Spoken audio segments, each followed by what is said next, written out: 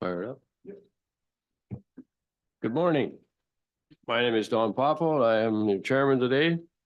Our committee today consists of Mr. Chris Bishop, Mr. Gerald Walker, Mary Boyce, who is councillor for Ward 5, Adam Mayer, who is deputy secretary treasurer of the committee, and Jeff Isles, who is secretary treasurer plus director of planning. Committee of Adjustment meeting for February 14th, 2024. Take a week note, Valentine's Day, and make sure you bring flowers home for your girlfriends. Will now come to order. A notice to all those in attendance that this meeting will be live streamed on YouTube and recorded. And please note that the recording will be linked to the municipal website following the meeting. This is a public hearing to consider two applications for a minor variance to the municipality zoning bylaw. And it's the committee's responsibility to consider all information received to date regarding the requested variances and to hear and consider any comments or questions provided by these applications. Any variances granted by the committee must meet 4 tests, which are very clearly defined in the Planning Act. The requested variance must be minor in nature, must be desirable for the property development of the land, comply with the general intent of the official plan, and comply with the general intent of the zoning bylaw.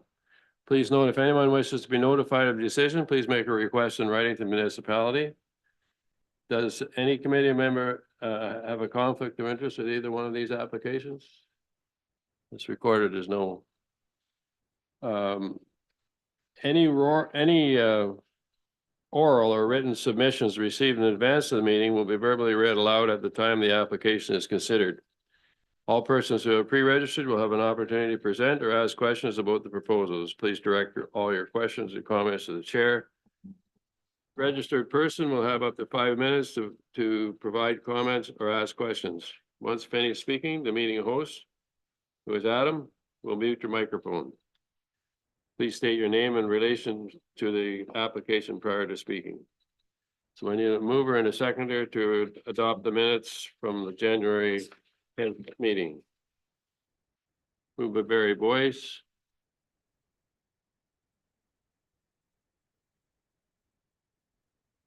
Second by Chris Bishop. Be resolved the minutes from the Committee of Adjustment meeting on January 10th, 2024 be adopted. That's carried. That's paid.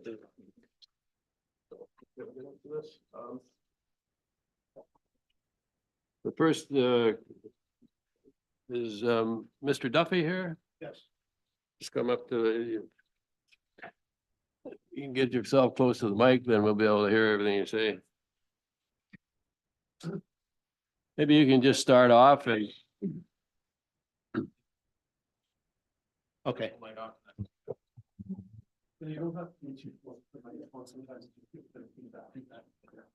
You've been requesting 2 variances, one to permit the maximum gross floor area of a private cabin to be 53.5 square meters or 576 square feet, as opposed to permitted maximum gross floor area of 45 square meters or 484 square feet. And the second one is variance to provision of section 5.2 to permit 3 accessory buildings plus 1-story building less than 10 square meters, 108 square feet, as opposed to permitted maximum of 2 plus 1-story building less than 10 square meters or 108 square feet in the area. So perhaps you could give us some comments on where you would like to go here and see what we can come up with. Thank you, Mr. Chair.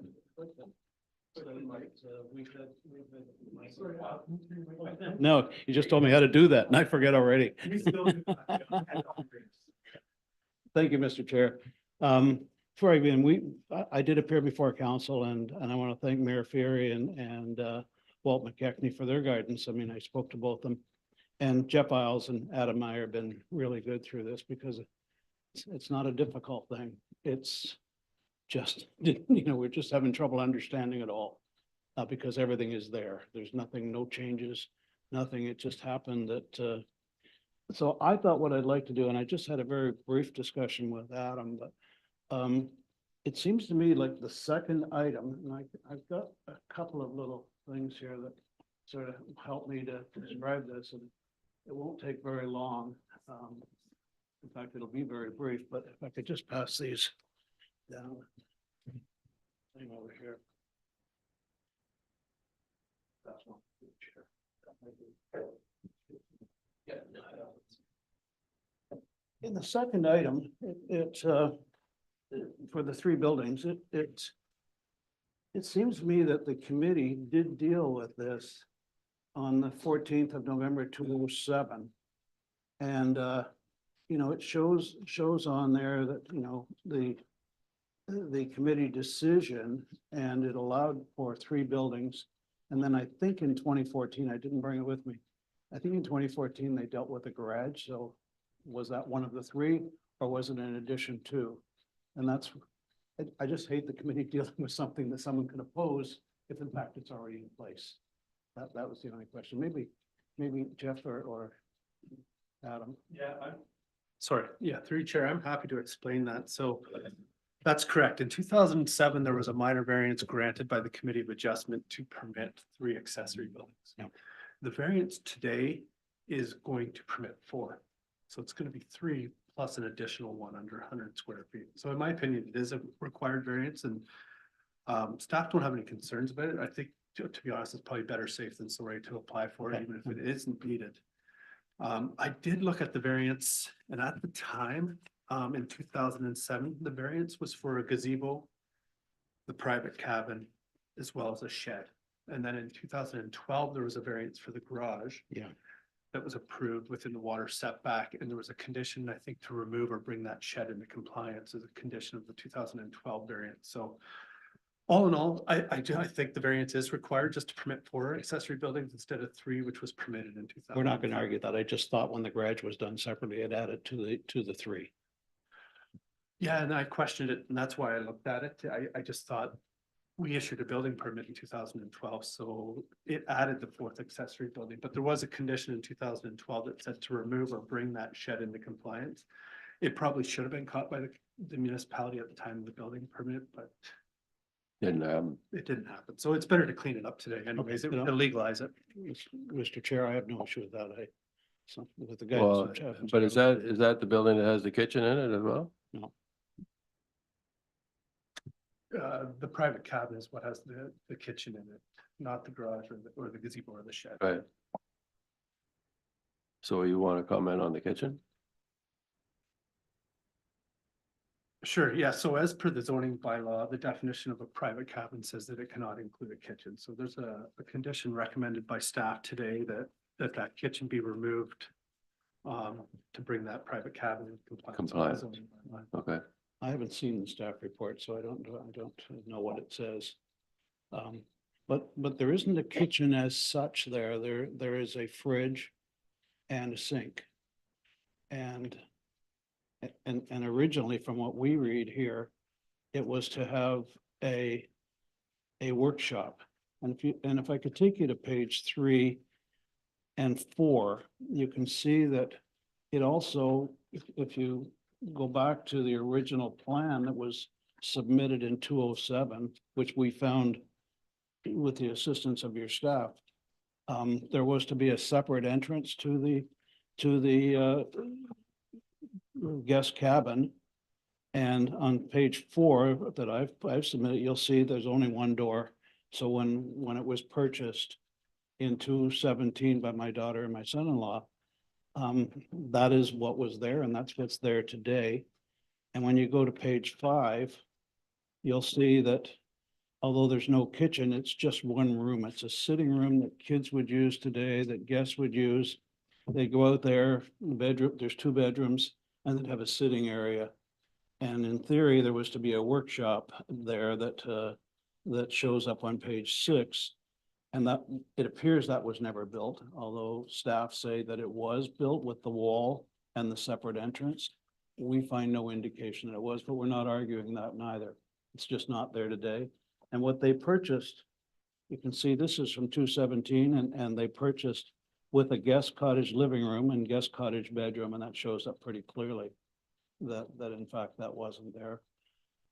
And rather than put up a wall and separate it from that area from the bathroom, we're just asking that the committee recognize that the whole building 24 by 24 be designated as guest cottage. There's no kitchen in there to remove. There's no cooking facilities. There's none of that. It's in my workshop, I have a small fridge to keep beer in. And Probably a pretty I have a important washer. thing. Pardon? Probably a pretty important thing. Absolutely. There are days. My neighbors come over, they'd rather go to the workshop. So you're not cooking in that kitchen then? No, there's no cooking in there. The kitchen is back at the main house, and the fridge that's in there is mostly used by my daughter to keep spare food for everybody that's there. So, if anybody wants to go and look at it, but it's not, there's no cooking going on there. Yeah, and we did include a picture on the agenda today, so it is a zoning issue. Even if we include that condition and it complies, then nothing will be required of the applicant. The building department typically make the assessment of whether it complies with the kitchen or not. Because we do allow wet bars and we allow fridges, and of course, we're gonna allow a microwave or something if the kids are up in the private cabin, want to cook a couple pizza pockets or something late at night, so we are pretty flexible in that regard. I recommend keeping the condition just because it is a zoning issue, and then the building department can make that assessment when they're out there. But according to the picture in your agenda, like there is a full set of kitchen cupboards and a double sink and a full-size fridge, which we don't typically have issues with fridges and stuff like that, but I think it would be good just to have the building department go out and just double check. Fair enough. Are But you, it's up to rec- are you recommending that we remove all of those cupboards? Not necessarily. So again, I want to defer to the building department to make that assessment. Typically, they have allowed wet bars that do have cupboards, a fridge, sometimes even a sink and stuff. So that's who typically makes that zoning assessment for the municipality when they're on site, but they're pretty flexible.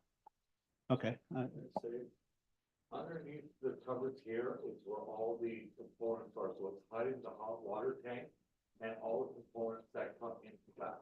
So to the left, they're not covered, if I can unhook them and it rolls away, then all the components for the water are underneath that. If that, sorry. that was put in, as we understand, when the building was built, but we don't know that. When we bought it, we didn't realize that there was supposed to be a wall. We didn't realize there was supposed to be another door, nor a workshop.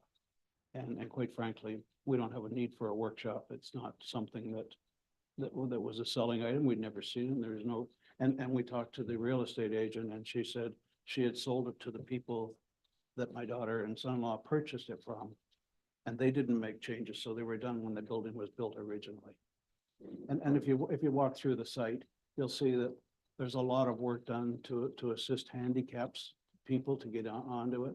So it may be that there was an intention to build a workshop and there was something happened and he wasn't mobile any longer to even get up and do the workshop. So we don't know that, but you know, it's just when you look at it. So, Mr. Chair, that's all. I'm happy with what I haven't seen the recommendation, but Jeff has outlined it to me and Mhm. Go and ahead. when they come out and look at it with a little bit of flexibility, a little bit of, you know, just understand the way people live today. Kids go over there, want to have some popcorn, want to heat up a pizza, whatever kids want to do. So there's probably a microwave there. I don't ever use the cabin. I suspect there is. I know there's a fridge and that, so we're happy. We thank you. And, you know, you know, and the neighboring cottagers, they wrote a nice support, and I thank them for that as well. Because, you know, being a cottager, good neighbors are important. Are And there any there comments hasn't from been any of the changes. neighbors with respect to the application? Jeff? And that's what I was gonna suggest through your chair. This would be a good time to read out the proposed conditions and the comments received. So Adam, our deputy secretary, can read those out. to everybody. Jerry had a question. I have a question. What is the definition of a kitchen under the planning? Like, obviously, there's gotta be a definition of something to follow here. Yep, and there's. So like if it includes a range or a cooking facility, obviously this doesn't have it. I'm just a little bit skeptical on, you know, a department saying yay or nay, there must be a definition what a kitchen is. Please, thanks. Yep, so the definition of a kitchen is a room or part of a room where food is stored or prepared or cooked and which has cooking appliances. Okay. So someone want to Don, move? wait, Don, Go ahead. so notice of the minor variance was circulated. Two comments were received. An email of support was received from Jerry Levesque, who owns the property 3 doors to the east of the applicant's property. Also, an email was received from Shauna and Brad Gravefell. They outline concerns that the property is a rental and very disruptive to the lake, and adding that more buildings will bring additional people just for short-term rentals. So those were the two comments received. Now, should the committee decide to grant the requested variances, the following conditions would be appropriate. Number one, these variances apply to a private cabin and accessory structures as shown generally on the property sketch dated January 11th, 2024, and attached to the decision. Any encroachment beyond the variance granted herein will require a further application for a minor variance. Number two, the County of Halliburton Shoreline Tree Preservation Bylaw 3505 applies. The injuring or destruction of trees within 30 meters of the high water mark is not permitted. The exemptions noted in section 3 of bylaw 3505 apply. Furthermore, additional native shoreline planting is encouraged to screen the buildings, naturalize the shoreline, and address environmental concerns. Condition 3, during construction, proper site preparation and construction methods are to be used to prevent sedimentation of the adjacent lake. Sediment fencing is to be installed down gradient from the construction site. The site is to be properly stabilized immediately following construction to prevent erosion and sedimentation. Number 4, the owner shall make application for a building permit for the gazebo. Now, we also spoke with the building department and they requested that the applicants shall make application for a building permit for the private cabin. Condition number 5, the applicants must submit confirmation from an Ontario land surveyor that the seasonal dwelling and gazebo comply with the minimum water setback to the lake and the creek. Condition number 6, the shed located within the minimum water setback shall be removed or brought into compliance with the zoning bylaw. Condition number 7, the applicant must bring the number of accessory buildings into compliance with the zoning bylaw. And number 8, the kitchen shall be removed from the private cabin. Sounds like we're building a building. We want sediment control. We want to watch everything. That was in the original application as you were reading. This is from the 2007 application. I suspect it was a building permit because we met with Mr. Owls before. Can you hit your mic? Sorry. Sorry. Apologize. When we met with Mr. Owls and other staff members, they actually showed us an inspection report from the building, the building that they're now asking us to get a building permit for. So I don't understand why we're duplicating this, what was done in 204, word for word, when I listened. And why we need a building permit for something that's already been built and inspected. You know, I mean, I just don't understand that at all. Perhaps, staff could explain that so we get a feeling for it. Yes, I'm happy to explain. So I did talk to the chief building official. He said the building permit is required just to recognize the interior work that was done, but also to recognize the new size of the private cabin and so that they can do their septic system review. Sorry. Do we know if there was a septic system for the actual cabin or not? Is there two septic sites on this property or just Can one? I respond to that? Yeah. When we had, and the reason that, and I'm not criticizing, but the reason that this was found was that the people were out there inspecting the septic system for both the cabin and the residents. And it was at that time they were looking at the number of bedrooms and they were in this building and they recognized, I don't know how, but somehow they remembered back in 2007 when this approval was given and that there was a wall that was missing. But as far as the septic system was concerned, it was there. you know, recognizing the new size of the building. Everything we see shows a building 24 by 24. And that's what was built. It's just, we're talking about an interior wall that you wouldn't, I've been in the building business for a lot of years. And we put demarcation walls up all the time. And we don't need building permits for them unless they're load bearing. And this is not a load bearing wall. It would never be. So it's an add-on. It's something you'd use if you were separating it. And my last comment will be that there is no time since my daughter has owned this site that it has been rented to anybody. It is simply a private cottage used by family, not by anybody else. It's never been rented, and I haven't heard of any intention to rent it. So I don't know where that comment came from. Yeah, any further comment? I guess my only comments is the chief building official specifically requested this condition. Our records are based on the fact that the private cabin was built at 414 square feet, which is what I think with the original permit permitted the size of that. So the septic calculations were based on that size. So he wants to review it based on the increased size to 576 square feet. So I'm sorry, but if was there a building permit for this cabin? Yes, there was a building And there permit for it was- to be a cabin and a workshop. And it was inspected and passed? So that, it sounds like they didn't inspect, something I like doing that. So sounds like they didn't do an internal inspection to see if that wall, I don't think anybody's gone back to see if that wall Right. is actually there or not. So I think to make you ease your mind a little bit, so I don't think there's an issue with the building itself.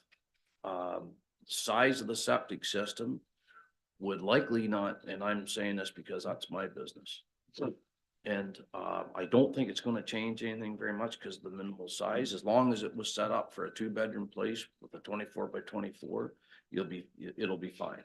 But I think what Jeff's saying, they have to sort of double check that and make sure everything's okay, but just to ease your guys' mind, I don't think it'll be an issue whatsoever. Well, sounds like sounds like the building permit's there. They Yeah. just, they maybe missed one inspection at the end, like the final occupancy inspection or something like that.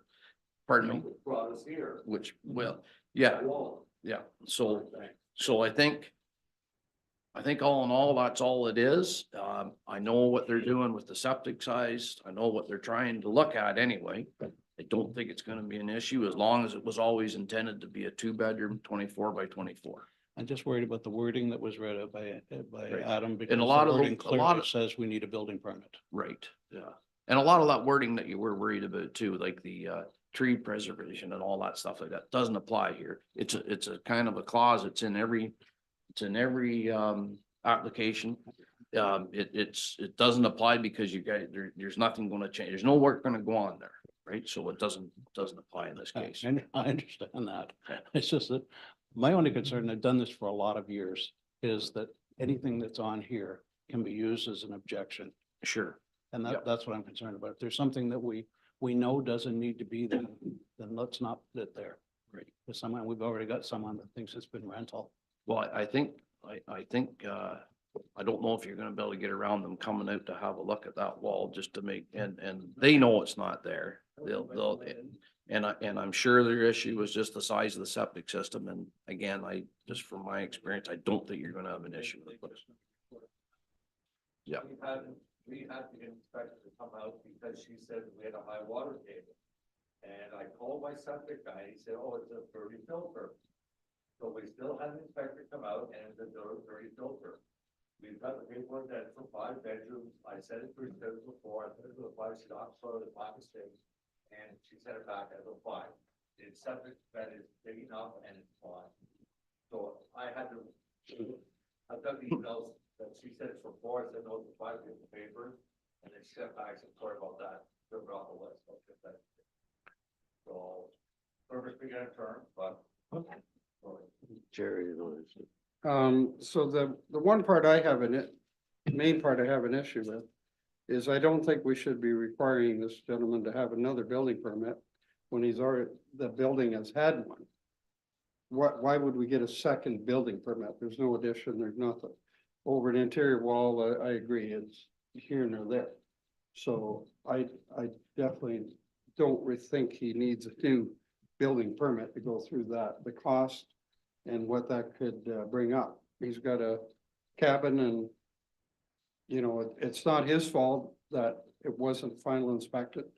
So I don't agree with having this gentleman require another building permit. You comment on that?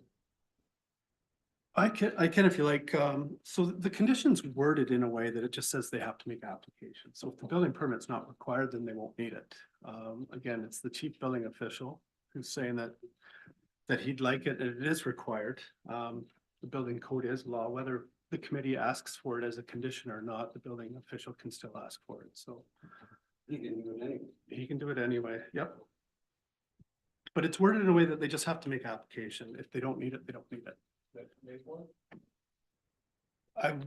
that's a good question, that for the building department. I don't know whether you pay for the permit or you pay for the, to make application. I don't know the answer to that.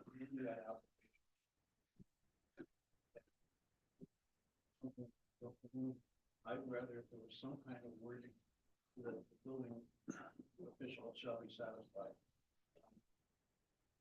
Sorry, I I think, used to live with one of these in front of me. I think in this instance, it's, the building wasn't built as per the building permit either, so that's why he's asking for it too. It wasn't built as per the building permit. The building wasn't. Well, sorry, Mr. Chair, if I may. When we attended a meeting and Adam, you were there, and I said that it wasn't built as per the building permit. The building official said it was, and he showed us his report, the report from the building inspector at the time, who apparently has passed away, so we couldn't discuss it with him, but, and I said, well, it doesn't appear that the wall was there or the second door, and he said it was, and I said, okay, it was, and, you know, but it's been taken not by us, some previous owner had taken it out. So, you know, if the wall was taken down, it wasn't taken down by the Houghtons. It was taken down somewhere or never put in there. I mean, those are the two options, and we're not sure what it was. It's just that if I make application, I think I have to put down the number of square feet and then pay a fee for that. And for somebody to say, well, you pay for that, now you don't really need a building permit. So I get my application fee back, and we've already paid to come here to correct something that I think happened in 204 and 207. So I just, it's expensive to be in this town. We have to keep doing that. So if there was some wording that allowed us the flexibility, I'd be happy with that. Well, let's deal with the variances that have been requested. Does somebody care to make a motion with respect to that?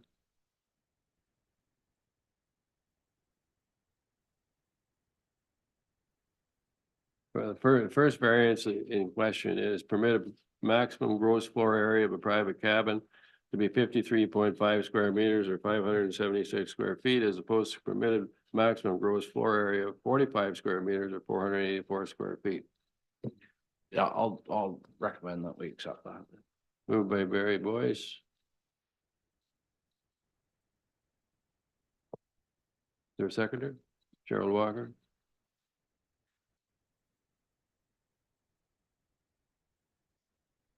The move that the variance be granted. All in favor? It's carried.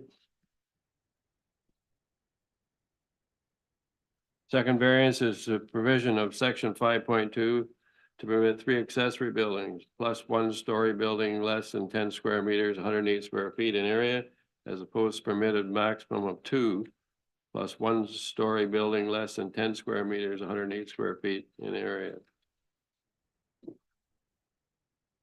Someone care to move? Oh, Make a mo- I got one question on that first.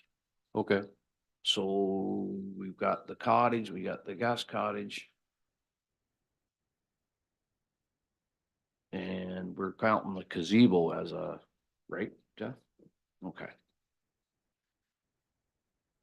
And the garage. So there's your 4 versus 3, right? Well, it would be the shed, so it's accessory structure, so the cottage is not included in this Sorry. equation, so you have Yes. 4 accessory structures. Well, the 3 would be the gazebo, the guest cottage, and the garage, and the +1 would be the shed that's Right. under 100 square feet. Okay. And just with regarding the shed, you've agreed to move that to get it back within the water setback? Shed we moved in where it was built that way. Yeah, so you can move it within the set. Storage. So they can move it. Okay. Well, that was a condition there anyways. So, So I'll second that. So I'm still sticking to my recommendation on that, condition about the building permit. So I'll move it with that being removed. Is that the way I do that? Yeah, that's fine. So there's kind of a motion on the table to not include the building permit condition for the private cabin, and all 4 committee members can either vote on it, and it's the same as voting on a variance. If it's 2-2, then it's defeated. If you're all in favor of it, we can remove that. Okay. Or sorry, if majority are in favor, we can remove that. So it's been moved that this be granted. All, is there, and can please indicate your support, if you're for or against it? Are we all for it? Sorry, what are we voting on? We're voting on now to move to take the condition out or, Yes. Yeah. okay. So that was in my motion to remove the, request for a building permit. So we need an addendum. Should we deal with that first? Yes, we should deal with that first. So, yeah, committee member Walker's kind of put a motion on the floor that we shouldn't have a condition for a building permit for the private cabin. So if you could just have a vote to see who wants to keep that condition versus who wants to remove it, and then staff can remove it or keep it. So we need a seconder for that motion then. I'll It's on second. the floor. I'll second. And indicate your support. It's carried. Yes, we And- can remove that. The request for the variance is carried. Yeah, that, we just passed that. Okay, so we're good to go.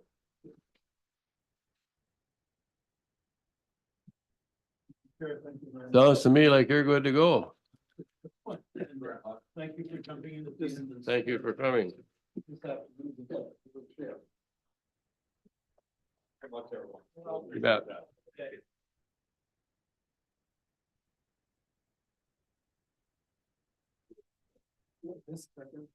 This applicant is going to be on the final. Yeah, 1 second, I'll bring it in.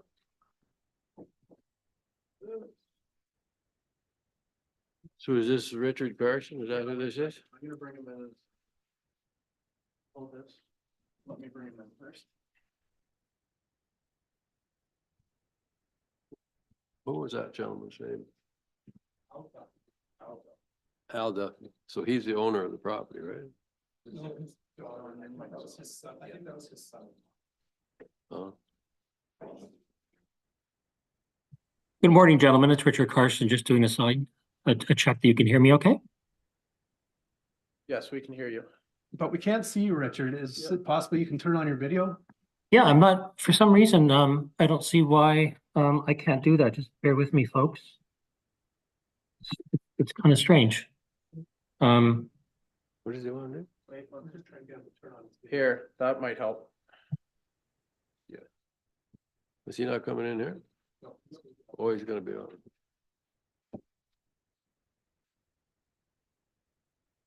There you go. Hopefully you can see and hear me now. Yeah, we can hear you. Great, thank you, Adam. So would you care to make and give us something that we can expand on with respect to the requested variance? Yes, absolutely. Well, good morning, Mr. Chair and committee members. Thanks for spending some time with me today. So very, very briefly, I think you are familiar, hopefully, with this project at the corner of Maple and Victoria Street in town. We call it Maple Avenue Suites. This has been in the planning works for a few years now. Most recently, we came to Dysart Council on April 25th. We received approval to zone this residential as opposed to the commercial it was. That was finalized on September 26th of this past year. Of course, we also went through Halliburton County Council and all stakeholders that we know in the community are in favor of proceeding with this project. We have our site plan agreement all done, signed by the mayor. You may have noticed we've actually completed most of our civic works on the site as we're trying to get ready for the building permit process. We started the building permit process back in November, and to our surprise, there was an honest mistake, and I take full accountability. I've spoken with Jeff about this in terms of the setbacks. Even though the property is actually have a civic address on Maple Avenue, the way the bylaws work is that the frontage of the property is deemed to be on Victoria. In other words, the short side, if you imagine this is a rectangle, the rear setback was the issue that we encountered. So again, this was completely my error. Jeff and I spoke about this in the office a few weeks ago, where we just assumed incorrectly that the rear of the property would be deemed to be the west, where in fact it's the north. What we're looking for in this minor variance request, as you'll see from the documentation, is rather than a 5-meter setback, which is about 16.4 feet from the northern property line. Again, this is the rear setback. We're requesting a variance of 3 meters, which is 9.8 feet. And this will allow us to build these 3 buildings in the envelope that we feel is appropriate. When you look really at the specifics of this, our neighbor to the north has, there's a large group of about 15-foot cedar hedges that's, separate us from the neighbor to the north. Those will remain. In fact, we have a landscaping plan that's been approved by Dysart that will really create some privacy. The neighbor, I should say, I didn't speak to him for this minor variance, but we spoke about a year ago and he was totally supportive of our project. There's a written letter from him on file from the original application a year ago.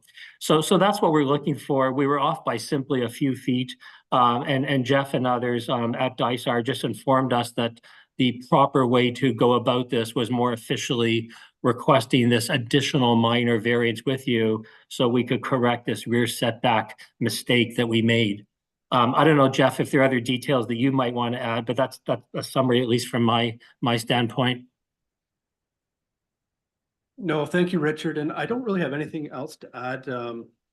I can mention that they have gone through an extensive planning process and we've reviewed numerous plans and studies, and it's been approved by council on several applications, an official plan amendment, a zoning amendment, site plan control. So staff don't have any concerns about this. We didn't receive any comments from the neighbors, and subject to just a couple small recommended conditions, we have no issues with this variance.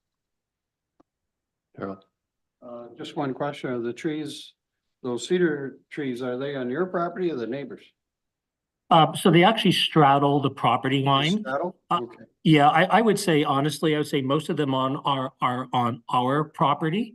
But again, they're quite high and they're not going to be moved. In fact, we've agreed through the landscaping plan to supplement them just to, build that privacy. They're quite nice and I don't think anyone wants them taken down.